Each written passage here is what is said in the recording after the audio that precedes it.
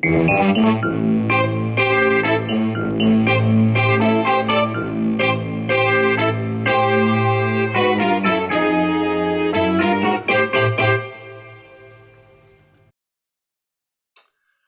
everybody, and welcome to the 88th edition of the Frank and Stan chat. And I'm absolutely delighted to say that we've got Glyn Potts with us this morning. Good morning, Glyn.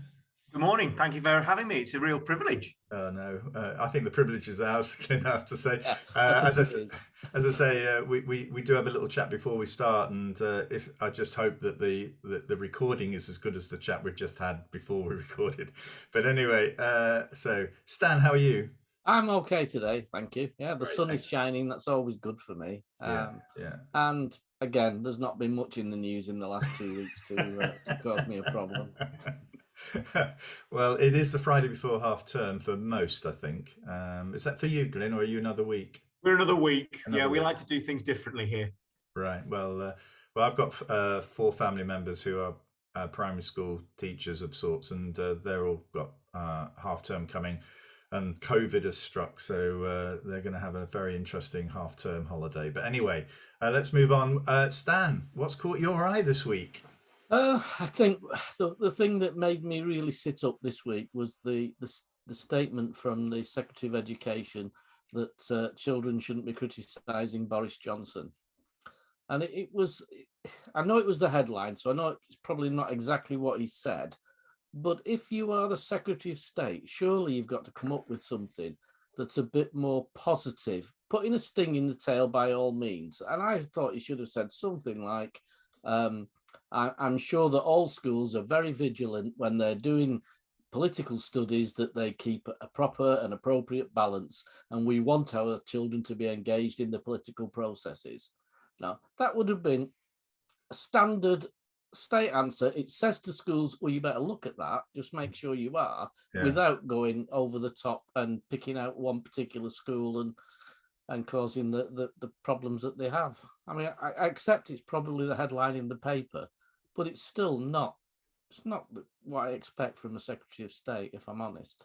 No, there's lots of. I mean, it's sort of there is something here about control, though, isn't there? About a sense that that if you let the profession get away with things, then they're actually going to run amok. There's. But it was from a TV program. It was from Newsround or something. It was from the BBC. Glyn?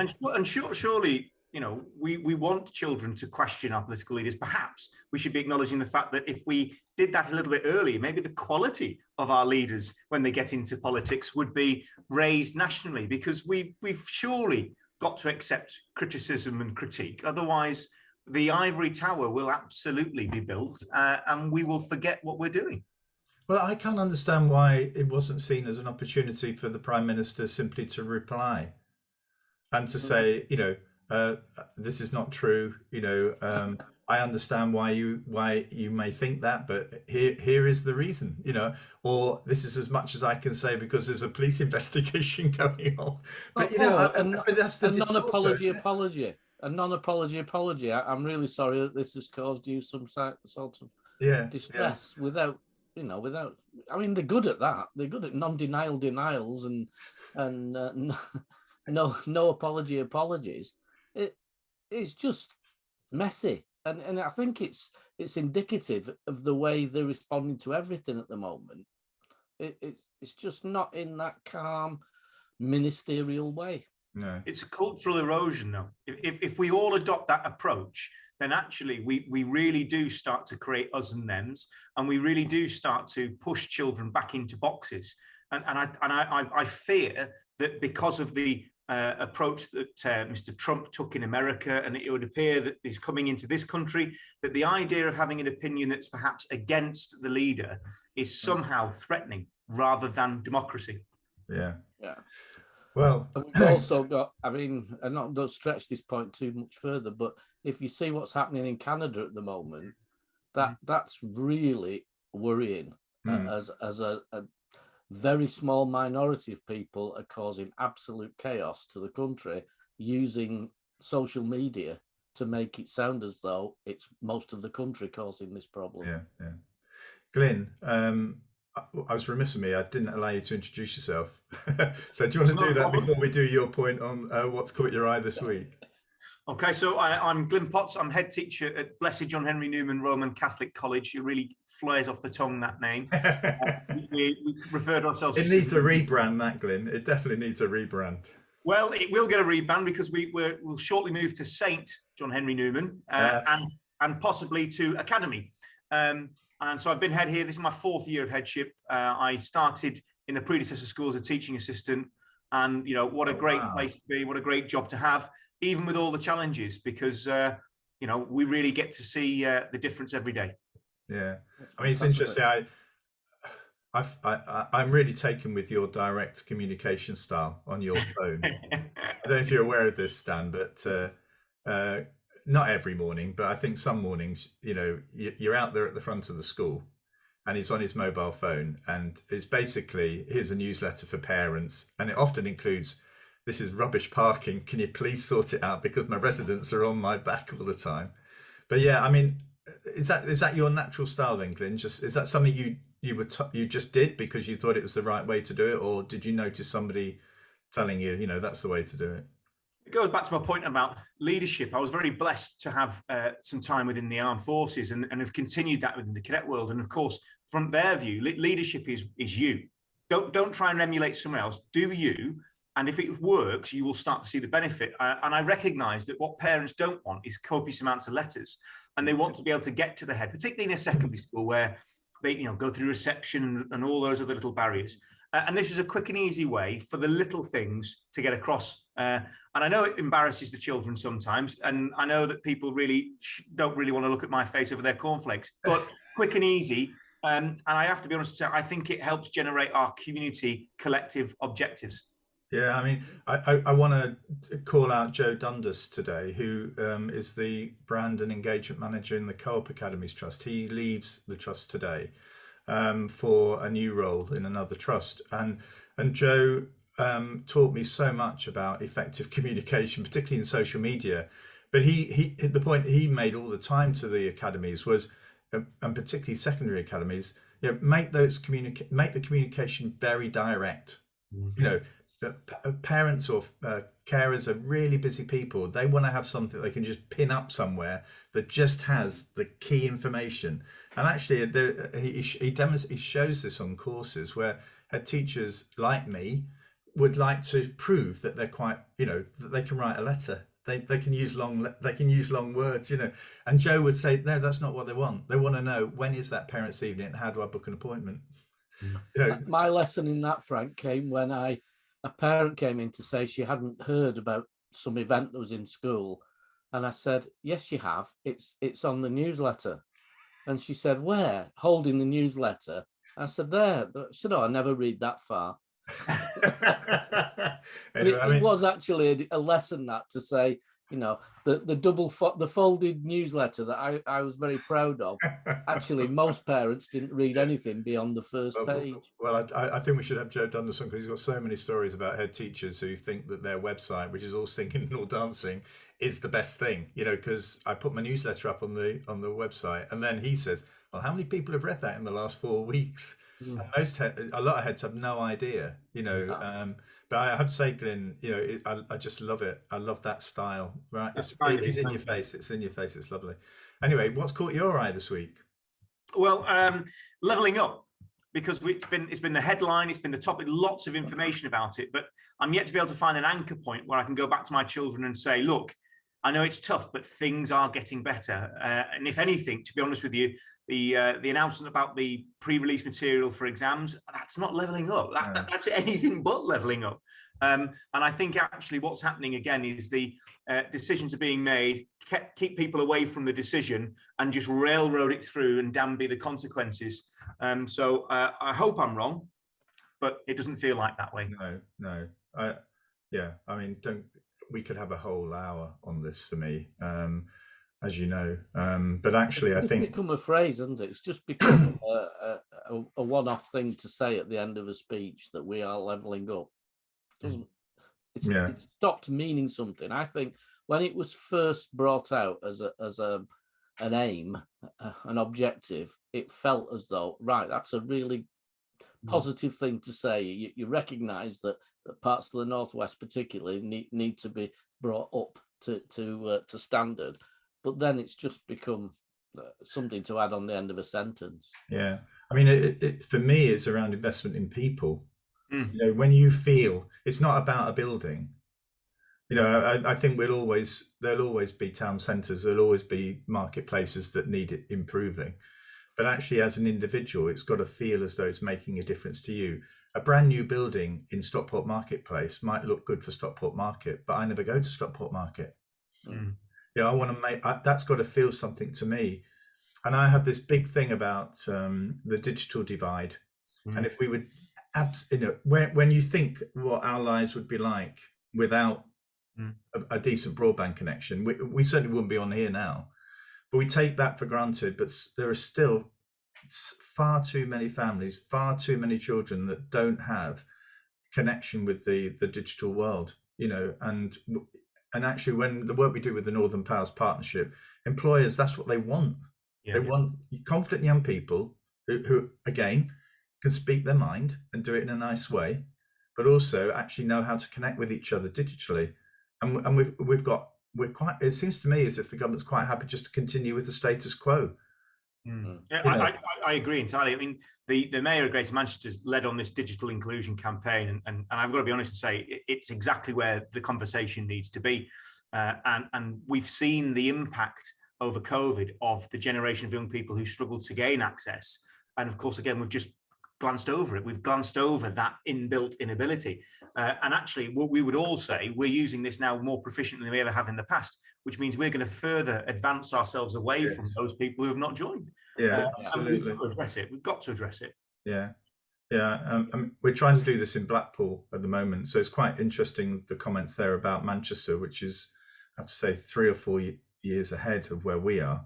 But actually, I think one of the sad things is that, I mean, I think you had Mel Ainscough, or you attended a conference with Mel Ainscough, and I saw you tweet this week an image which is used a lot in the cooperative world about how do you ensure that everybody can see over a fence? Well, if everybody's a different height, you've got to make sure that people have something to step on so they can see over the fence. And for me, this is around equity. You know, I think if we're in a position where the country needs to utilize and ensure that young people are able to contribute, all of them can contribute. You know, my views on Brexit have been well made, I think, over the time. You might not agree with them, but there is a shortage of skills, you know, and actually we need every single young person in order to contribute.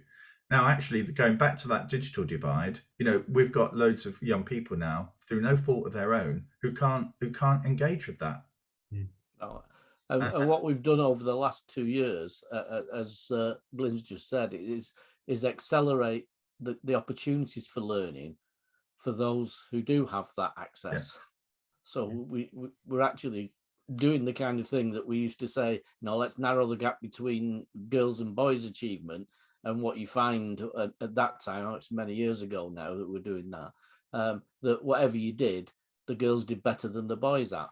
So it never narrowed the gap. It widened the gap, if anything. And I think we're at that point with digital stuff now until we get such a thing as almost a state broadband, a free broadband, and to all our disadvantaged areas. We need to see it as a utility.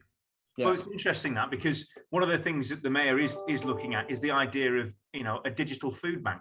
We will all have data that we don't use at the end of the month. Why isn't that able to be pushed back into a system? And I think that's inspired. I understand that it doesn't necessarily give you your device yet, but a lot of the children will have some form of a device because it is both cool and because they need it. What they don't have is the broadband. And I think there is something there about the idea of a digital food bank. That's real. That's really interesting. That's only really caught with me because I have some mobile data for my caravan, which for 6 months in the year I can't use. I'm paying for it, but I can't use it. What about schools data during half terms and holidays when we don't use it? That amount of data that's been bought by the state, arguably, just then goes into profit. And I think actually there's a conversation to be had with the big providers who are in Manchester, I have to say, really engaging with this. Right. To say, look, here's a gap, we can fill it. Well, it's very similar this to the apprenticeship levy. And actually, there are lots of businesses that are sitting on their apprenticeship levy because they can't spend it, they can't use it. And the co-op came up with an apprenticeship levy sharing scheme, which apparently has got to something like £8 million. But actually, it's just the tip of the iceberg, you know. And in a way, it makes you wonder whether or not there's so much not being used. So that's quite helpful for Rishi Sunak that it's not being used, because it ends up going back. You know, so actually, I think if there was a real commitment to that, then that money, you know, I think we should see other companies trying to engage with the levy sharing scheme, so that actually they can show that they're using the levy, you know, as best they can. Stan, you've got a funny look on your face. Well, I'm just wondering, does that happen in schools, the sharing of that levy? I think, yeah. I mean, again, depending on the size of your school, depends on whether or not you can access it yourself. So we've just this year taken on some apprentices, and we're benefiting from that. But actually, we really want to accelerate away. But there's two key issues for us. The first is the incentive payment, because technically, not all schools are entitled to that. Now, that's not a big issue. But then the salary for an apprentice isn't, in my opinion, consonant with the real living wage. And therefore, I could top up that salary of the apprentice with the incentive that I get to make sure that the person in the post actually does benefit as well. But that joined up thinking, maybe larger MATs have got it, but individual schools like my own, we're still finding our way through it. Right. But I think the other thing people think about apprentices, and I did till I saw the other end of it, was it's somebody young. I mean, when I worked in Lancashire, our last apprentice that we had finished because he retired. At the end of his apprenticeship, he actually retired. At 65. Well, the co-op's really good at converting older staff into their funeral business, you know. So that you know, I know it sounds weird. That didn't sound right, Frank, at all. I know. There are times when, and that proves that we don't edit this video. But no, but some of the colleagues who join are actually in their late 50s, you know, in their 60s, and they're on the apprenticeship program as well. So trying to be a bit serious about it. Joined up thinking to be done with that, and care leavers. Yeah. You know, if care leavers had a budget attached to them that supported the apprentice levy, so you could use that in addition, they would be attractive people to employ, rather than just thrown out of care and you're on your own now. You're 16.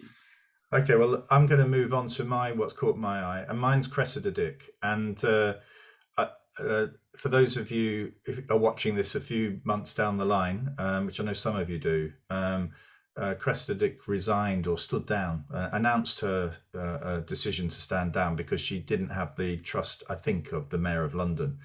And she was on television last night, and I was really struck by how she kept it together. She wasn't emotional. She was clearly upset, but she managed to get through the announcement, you know, and that must have been a very difficult thing to do. But as we always try and do, it's not about the politics. We try and bring it back to school. And it made me think about the challenge she would have had around trying to work with the Home Secretary, who's on the issues around counter-terrorism and national sort of issues like that, which the Met has responsibility for, and the Mayor of London, for whom she, you know, is in effect the police commissioner for that area. And having these two governance structures made me feel as though it was a little bit similar to those heads who have to manage a governing body of a faith school, where there is a sort of priest or the clergy here who's not chair of governors, and you have a lay chair of governors, and the tension that can sometimes arise between those two individuals, where you're trying to find a way forward, but actually and let's face it, Cressida has got this sort of political dimension as well. So she's got a Conservative Home Secretary and a Labour Mayor. You know, at times I suspect the politics of that are also quite sort of difficult to work your way through. And so in a way, I think that for me, it sort of took me back to times when I've seen that tension explode in a feedback meeting after an inspection, which I've led on, where actually there was open warfare between the two key leaders, who clearly didn't get on and will never get on, I don't think, So it made me think about that tension and the difficulties and the reasons why I never led a Catholic school, even though I could have done. I suppose, Frank, there's also that tension, less so now with academies, of your as a maintained school. There's the chair of governors and the governing body, and there's your employer, which is a different approach and a different tension. And often the work you do as a head, in my experience, was balancing the two, informing one about the views of the other and informing the other about the regulations that are in place, both wanting to do something possibly different. Yeah. But I do think, when you choose to go, there's a way to do it. And I do agree with you that was calm and measured. There was an element of it saying, I've been forced out, but not in that, not as many words. But yeah, I just think maybe that's something that should start catching on. Well, I agree with you, Stan. I think it takes courage to step away, even though she probably felt she could do more. And I don't agree with every decision that's been made, but it's leadership again, isn't it? It's accepting you've lost the locker room or you've lost the faith of other people, and it's too important a job to simply do poorly. And I agree with you. Perhaps that's something that could go on a memo to a number of people.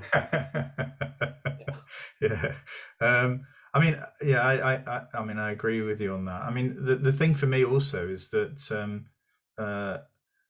in a way, the difficulty of actually retrieving the situation must have been also quite difficult, for her. It's as if everybody was gunning, to have her out, to get her out for whatever reason, and actually sort of the sense that she must have had that actually this is beyond my control now. I've lost the storyline. I'm not in control of the events. And actually thinking about that within school settings, it's, I've been in situations where I felt as though if I'm not careful, I could lose the staff here. I could lose the workforce. And that actually is quite scary, even at my personal level, because you think family, mortgage, home, reputation, career, all of that is at play. So I understand, and it's perhaps easier for somebody of her age, shall we say, or who's going to fall back on sort of financial security when she stands down, than actually when you're younger, you don't have that security, and actually you feel as though perhaps this is a time to just retreat and take stock again, rather than hold my line. I think there's a confidence element to it, though, Frank. You've just reminded me of a time when I think I was 16, and I went working at the factory where my dad was working, and there was a really nasty bullying boss there who used to wander around telling people they were doing overtime that night, regardless of what their family. And one of the older men came over and stood by me. He said, "You notice he never talks to your dad like that?" And I said, "Yeah, why doesn't he?" He said, "Because your dad would just walk and they can't afford to have him walk." Yeah. So he doesn't get challenged in that way. Right. And that gave me, as a 16-year-old, loads of confidence. And I think throughout my career, I've said, if it's not going to work, I'll go. I'm not having somebody bully me for all those threats of family, home, everything. Yeah. I'll find something to do. But is that not a good example of perhaps where education leaders find themselves at the moment? That, if you look at the pressures of what they're doing and the fewer people coming into the profession, the fewer people wishing to take up headship, I think there's a real cultural issue in the way in which we promote that. Whether people are good or bad at the job, we've got schools that don't have people doing the job. Yeah. So let's really start that discourse, because you shouldn't be, DFE and Ofsted, whatever we think of those partners, some really hardworking people there, really talented hardworking people there. I'd love to be supported to be a better leader, to make my school better. But at the moment, it feels it's a one-way view, which is about judgment. And a colleague of mine who was inspected this week was told 3 minutes into the conversation where they were describing the impact of COVID, forgive me, we need to move on. Oh my God, I don't want to hear that, Glyn. I really don't want to hear that. It's got me going again, and I don't want to hear that. I want to hear it, but I don't want to hear it. You know, the thing with Ofsted and the DFE is it's far easier to find fault than it is to find a solution. And what they don't do, in my view, at all, is help schools to find the solutions, to help schools to get better. And if the point of Ofsted was improvement through inspection, I think we've lost that. Oh yeah, definitely. I mean, one thing I'm interested in, my guitar teacher used to. Is he there, Frank? But he's not. But I'm pointing to guitar. I don't know why I'm pointing to guitar. Hello, Chris. How are you doing? But Chris Hemingway had a military career before, and he was quite a senior officer, and he retired and ended up teaching in Oldham schools, actually, as part of the Perry team. And I have to say, he's a great teacher. You know, he's got me as a student, and we've been going for 6 years. But I'm interested. I've asked him to come on here, and he won't come on because I think his military training on leadership. He's got so many stories, and the training he had sort of has a real direct relevance to leaders who are really under pressure, you know. And I'm interested in, you know, you mentioned before, I wasn't aware that you'd had the military, you know, you'd been in the military, but I'm interested in how that's affected the way that you lead and how you feel about, you know, certain situations, particularly when you're under pressure.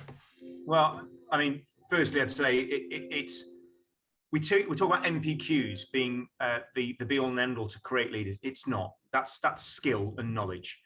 I really believe, you know, that we need to invest in leadership. And the chap that we use is a chap called Neil Jerd. He'd be great for you to talk to. You know, top of his game in the military. Came out, works with the Scottish Olympic team and Virgin Media, a real stalwart of understanding leadership. And what he does is he took what he did at Sandhurst, teaching future leaders and future officers, dilutes it into small, applicable lessons that get you going, oh my God, I've done it again. And actually, that's really important because, you know, resilience, we would say that heads need resilience. Leaders in schools need resilience. Yeah, but how do you support them in that? How do you give them tools to look at the situation, to step back from the firefight? We've all been, for 2 years, fighting COVID, and forgive me, still are fighting COVID. Yes. As a leader, you have to step back. You have to set direction. You have to consider yourself. You have to accept that going in and screaming with a pay stick under someone's nose like a sergeant major isn't going to change the outcome. And actually, that leadership development is really crucial. And I don't believe we do enough of that in education. And if we did, more people would be prepared to take that leap because they would have that confidence stand that you talked about. You know, I don't have every answer, but I know what I'm capable of. And you know, Viscount General Slim, leadership is just plain you. Yeah. Wow. Yeah. I like that. I've never heard that before, but I think I said that. I mean, I said something similar about, I wasn't aware of that, but I was conscious of the fact that all I bring is myself. Yeah. You know, with all the failings and all the bits that people like, but actually this is me. And the way that I lead will be the way that I am and the way that I was brought up and the values that were instilled in me as a child. That's the authentic leader that works. The risk is, because I did do a lot of work on leadership, is that people think there's a role to play, there's a leadership role that you act up into and you become a different person. And those are the really dangerous for themselves, because it's something you cannot hold on to, because you've got to be yourself. And I think more breakdowns from heads, particularly that I've worked with, who've had to leave the profession, that was the reason that they were never actually themselves when they were leading the school. yeah. I mean, we've just gone over 30 minutes, so we've got a couple of minutes left. Glyn, I don't know, we've never spoken about PFI contracts. Do you want to just, you're struggling, aren't you, with your PFI contract? Because in effect, your school building is leaking like a sieve at times. Yeah, so we're 11 years old. Every pipe has burst, every pipe, no exaggeration, every pipe. Radiators would just explode. Now the glazed roof and the flat roof leaks continuously, even when it doesn't rain, because there's so much water in the building. And we are trapped, like many schools, in a PFI contract that was the saving grace for many a decision that actually doesn't give us value for money. We are in the sort of final stage of discussions about how we make it better, but we'll never make it perfect. And part of the frustration really is that for nearly 11 years, financial penalties have been paid that have gone to, for example, the council. And I'm not talking like 500 quid here, you know, I'm talking hundreds of thousands of pounds sometimes without a resolution. And I do believe that there should be some form of inquiry, because I know a lot of public sector people in PFI buildings would say, this isn't what the public thought was going on, and my children deserve better. I'm always stunned when you talk to heads that when they need small repairs or small changes to the building, and they say, well, this is what we've been quoted, and I'm saying, well, go elsewhere. Well, we can't. £72 a toilet seat. Yeah. Gosh. I think the one I'm thinking of was £3,000 for a consultancy for putting a studded wall in. And that wasn't the wall, that was just somebody come to measure it up and say whether it was viable. I should know this question, but I don't, which again is a sign of, I suppose, some form of leadership style. But if you were to academise, what would happen about the contract? Would anything happen? Would it progress? So at the moment, we're not in the contract, we're just the user. So the local authority acts as our voice in that. And so, for example, the deductions for a month in the recent past, in the last 12 months, the deductions were around £150,000.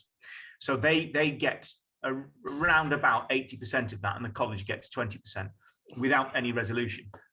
When we academise, those deductions come to the trust, but more importantly, the trust will then have the ability to take support from people like RSC and other areas to say this needs resolving. But it's perhaps not something you want to resolve if you're making a few £100,000 every couple of months and deficit budgets in councils are as they are.